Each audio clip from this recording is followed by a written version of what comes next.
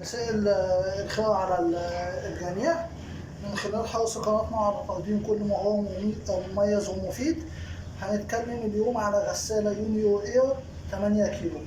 طبعا هو زي ما احنا شايفين كده، كل اللي مكتوب على الغسالة بالانجليزي، في بعض الكلمات مترجمة في الكتالوج والبعض التاني مش مترجم، فاحنا هنترجم اغلب الكلمات ديت، وفي اختلاف موجود في طريقة تشغيلها.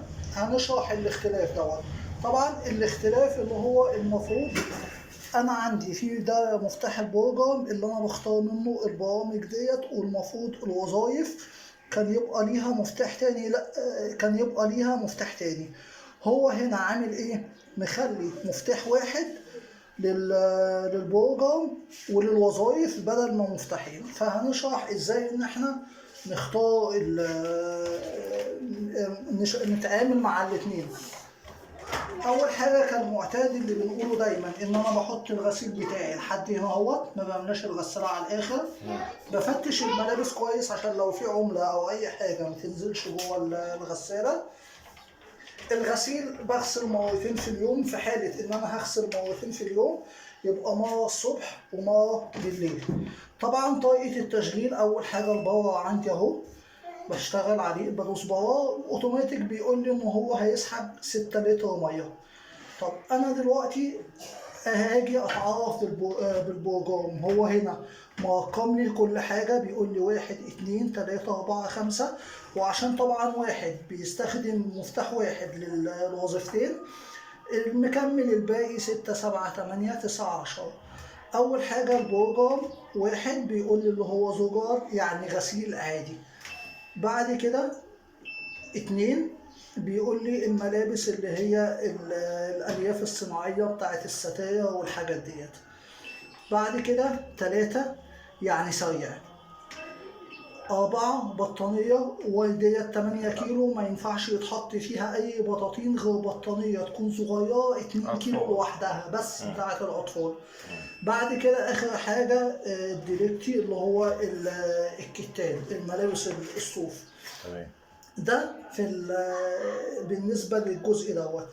بعد كده جاب لي 6، بيقول لي ان انا كده اخترت وظيفة النقع، يعني الغسالة هتنقع، هي اوتوماتيك بتخش غسيل وشطف وعصر.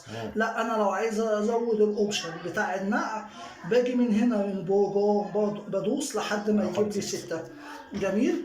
بعد كده هيجيب لي 7. ده في حالة ان انا لو عايز اغسل بس، هتبقى غسيل بس. خلاص، يعني ده الاغلب اللي انا بستخدم، اللي هحتاجه اللي هو النقع. في حاجة تانية هحتاجها اللي هي سبين، دي ممكن هحتاجها للدورة زي ما كنا بنقول في بقية الغسالات، ان انا لو عايز عندي حالتين اعصر فيهم، لان الغسالة اوتوماتيك بتعصر.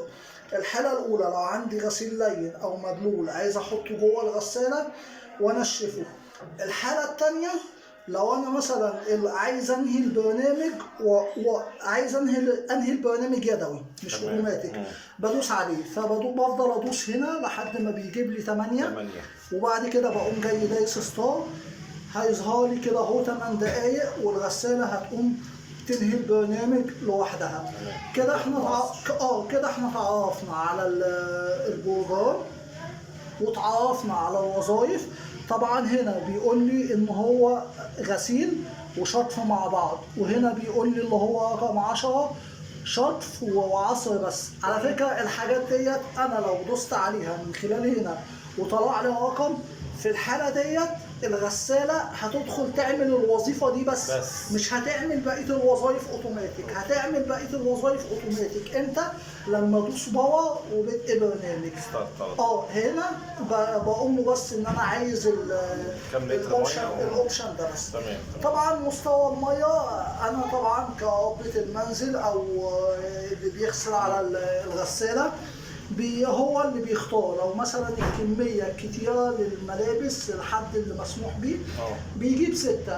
هيقلل الملابس، يبقى هيقلل شوية 5 أو 4 وهكذا زي ما هو عايز. في نهاية الفيديو نتمنى ان احنا نكون قدمنا شيء جديد ومميز ومفيد، وفي امان الله.